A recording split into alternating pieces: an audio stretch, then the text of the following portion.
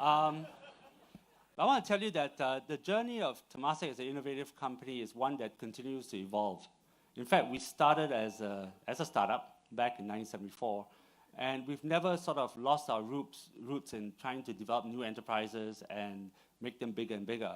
But I think we've gone from developing our own companies to catalyzing the growth of companies started by entrepreneurs like yourself.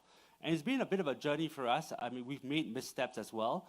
But I think it's the journey that we will continue to be on, and we will continue to try to get better and better in what we do.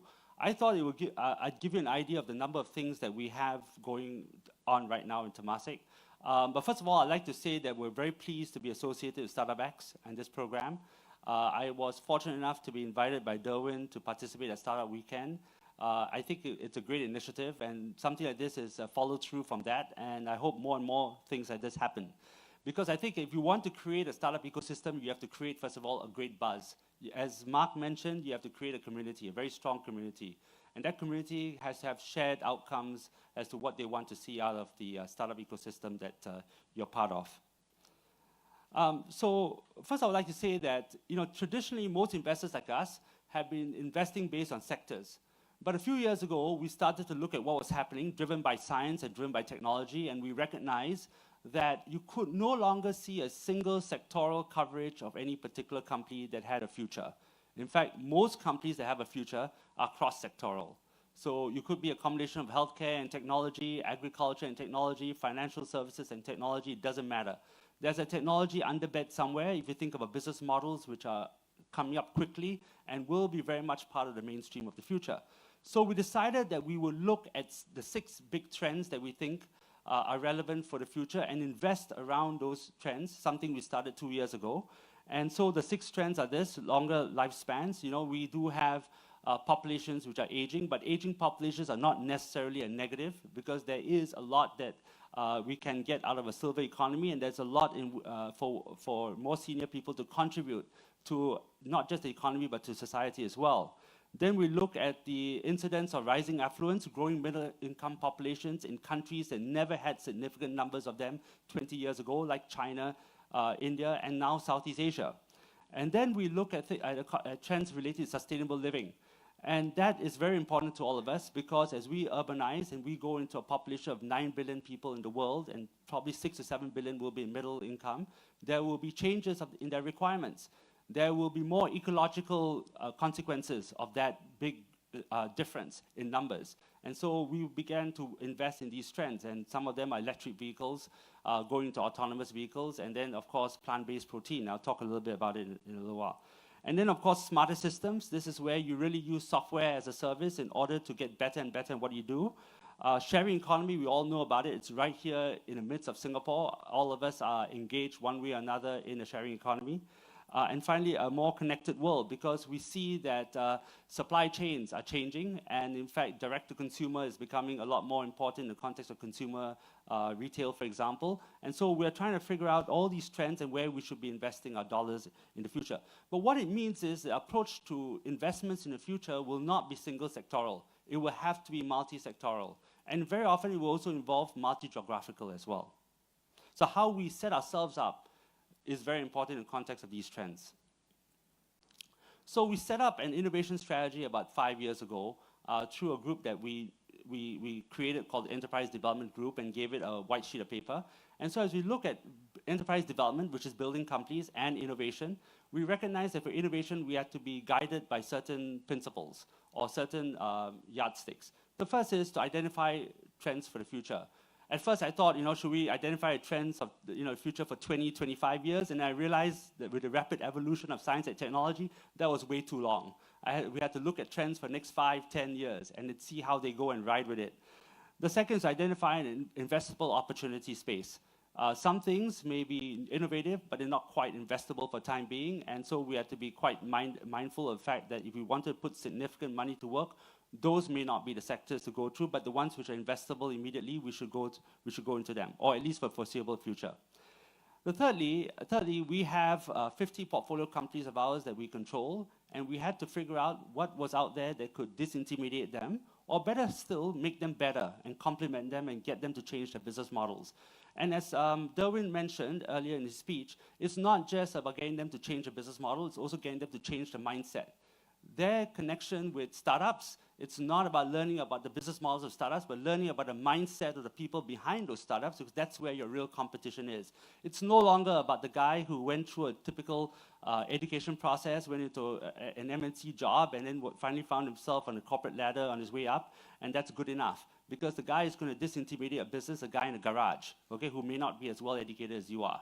So the idea here was to change mindsets. And finally, the fourth thing was to invest in innovative companies, and earlier than we normally do. So typically, in Temasek itself, we will do the Series B investment, but we have a venture capital outfit that does the Series A. So we had 7 key initiatives that we put in place back in 2013, 2014. The first was to transform Vertex, which is a VC fund that we've had since 1989, into a global VC platform. So today it has something like 2.7 billion in AUM, and its funds, it has dedicated funds to Southeast Asia and India, Israel, China, the US, and it also has a global healthcare platform.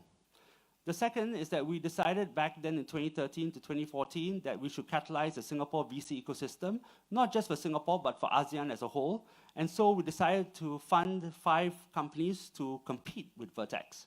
So, you know, we feel that our own company shouldn't have a free ride and there should be competition. So because they came and told us there's not that many companies to invest in Singapore, we said that can't be right. So we funded 5 others, and truly today we have a very competitive landscape, and I think it served our purpose. And every dollar that we've put in has managed to get at least $10 more in third-party funding into these funds. The third thing we tried to figure out is what are the disruptive trends, and for us to do so, we felt that we had to create new relationships with VC funds around the world. And so there were targeted funds that we would go into because they had a particular expertise in a sector, and we wanted to learn more about the sector. The fourth was to invest in early stage companies. So as I mentioned, we invest mainly in Series B directly ourselves, and we've got about 22, 23 companies today over the last 4 years. And what we do with these companies is not just to invest in them, but we're in there to help them build their business models, to help them think about how to get into new geographies, to connect them with the companies within our portfolio. We have something like 600 companies in our portfolio, and to make sure that we add value to them. The color of our money is no different from anyone else's, so if we are to add value, we have to show a differentiated proposition to them. The venture debt platform. So what we recognize is that the success of an ecosystem is not dependent only on having VC money. You also need to have debt financing, because certain parts of your business model should, once you go past a commercialization model, should ideally be funded by debt rather than equity, because the cost of equity is very high.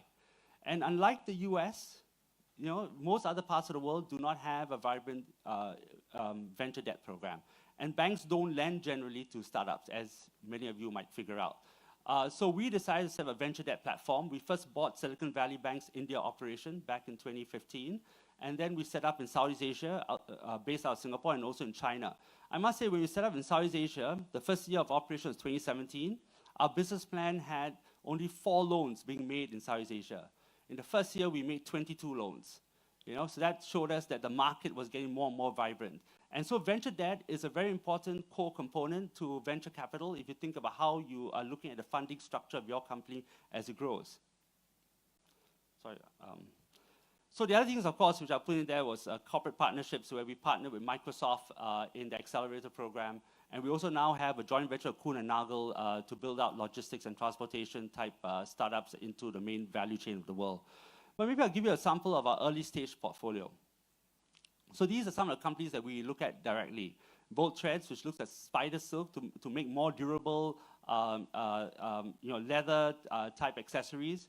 For example, other form of clothing, and the material and spider silk is actually tougher than normal silk, for example. Perfect Day, which hopefully when it gets commercialized more broadly, will help those of us who are lactose intolerant to finally take dairy products without the fear of it being made from real dairy. Impossible Foods, how many of you have tried the Impossible Burger so far? Well, I hope I see more hands up next year because we're invested in it. So every one of you who eats more adds to the equity value of that company, and we'll be very happy about that. It will justify the investment we made. But this is plant-based protein. Now, why do we invest in this company? It's very simply this, a very simple proposition. 9 billion people in the world, 6 billion becoming middle class. Their diets will change. They want a protein-based diet. And so if you think about it, the more and more cattle you need, the more and more methane gets put onto the atmosphere, the more and more you have an ecological issue. But more important is this, it's not about the food scarcity or food security, it's about water security. The amount of water needed for 100 grams of beef is about 1,600 liters. Some people say it's up to 3,000 liters of water from time that the cattle is bred from birth. Now that's a lot if you think about it. And if you think of a portability of water and availability of water, it's a big issue. So we decided to put our minds to see how we could invest in alternative proteins. And so that's why we did Impossible. Zipline is an interesting company, uses drones to deliver pharma and other medical supplies to countries which may not otherwise be able to get access so easily because of distances. And it's an incredible business, and it has a social impact as well. It's not just purely economic. By the way, it is a very valuable company, but it has a social impact as well, which is positive. But I want to talk about Southeast Asia economy. In partnership with Google, we've done a report called the Google Temasek Report on Southeast Asia Internet Economy. I don't know how many of you have read it. The first report came out in April 2016. At that time, Google and us projected that the internet economy of Southeast Asia will grow to $200 billion by 2025. That was based on data that we had seen in 2015, when the internet economy was only 32 billion.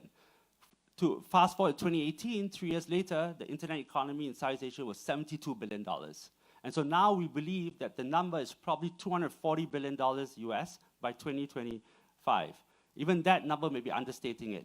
The rapid adoption of mobile-first technology in a number of areas, online media, which includes online advertising, online travel, e-commerce and ride-hailing is phenomenal. It's growing significantly, especially in e-commerce. And so, of course, Indonesia is the biggest market in this, likely to be as much as 40% of the 240 billion. But all the other ASEAN countries are also growing rapidly in terms of internet economy. This is a big one. So the B2C market is a very big one, but there is an opportunity for B2B in the outer ring of the B2C.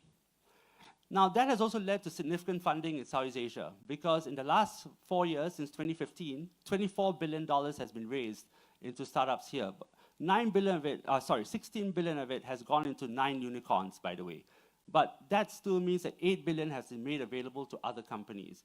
So if your company is one that's going to break an inflection point and go up on a trajectory, the funding is available for those companies to grow and become globally competitive. So as we think about the Singapore VC ecosystem, which was relevant for us because at that point in time, we saw Singapore as being the launch pad to go into ASEAN, we looked to see where there was a gap. And so we decided that we would fund the Series A gap, because that was where the gap was at that time. And that's why I told you we funded these 5 funds to compete against Vertex. And I think that it's been rather successful, because those 5 funds have now invested in 130 companies.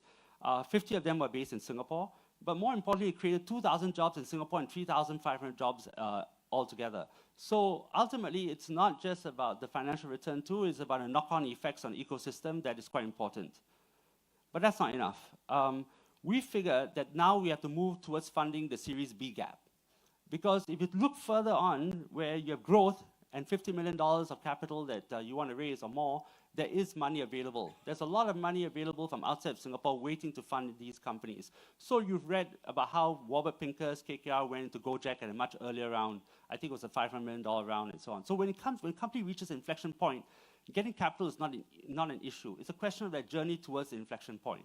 And so we now know there's a gap in Series B. There are few players in there. So now we're trying to address it by having a Southeast Asia growth pot within our investment pool to fund promising companies that come out from the A funding.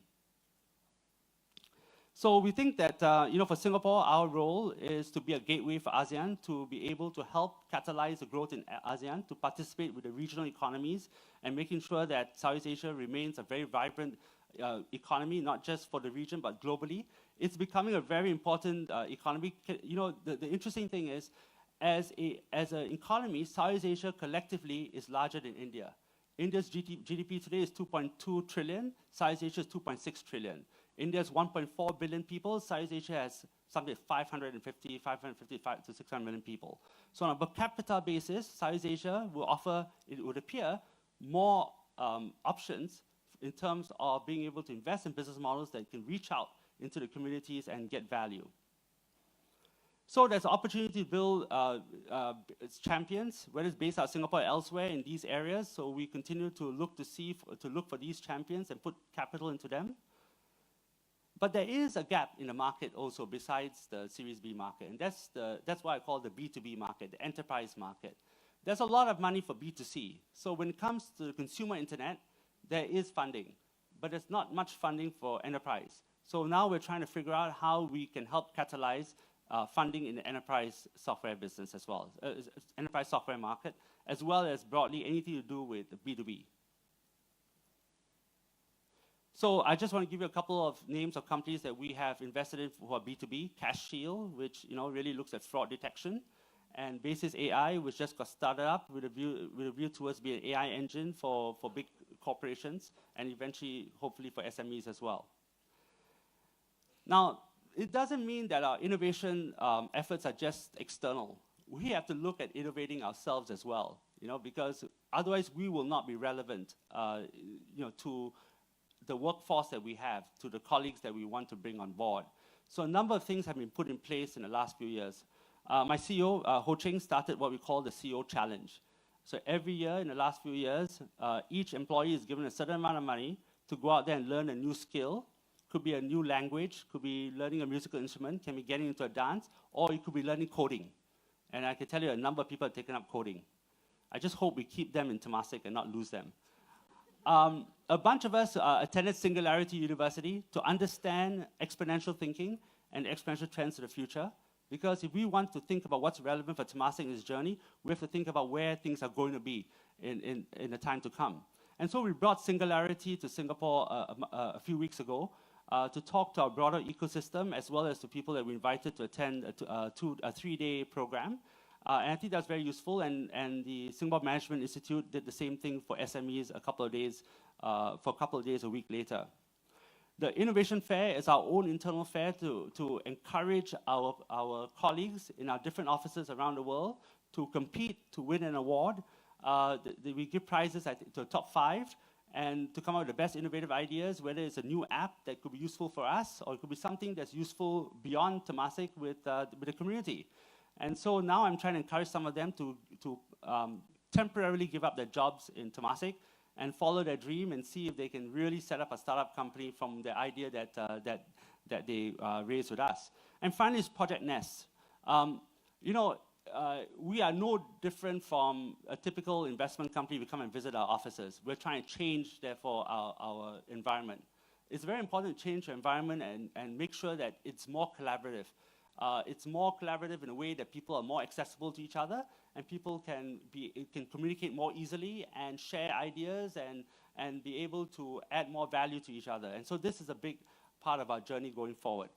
And with that, I come to the end of my presentation. And so I thank you all for listening to me. And I guess now you're going to listen to more interesting people with their ideas. Thank you.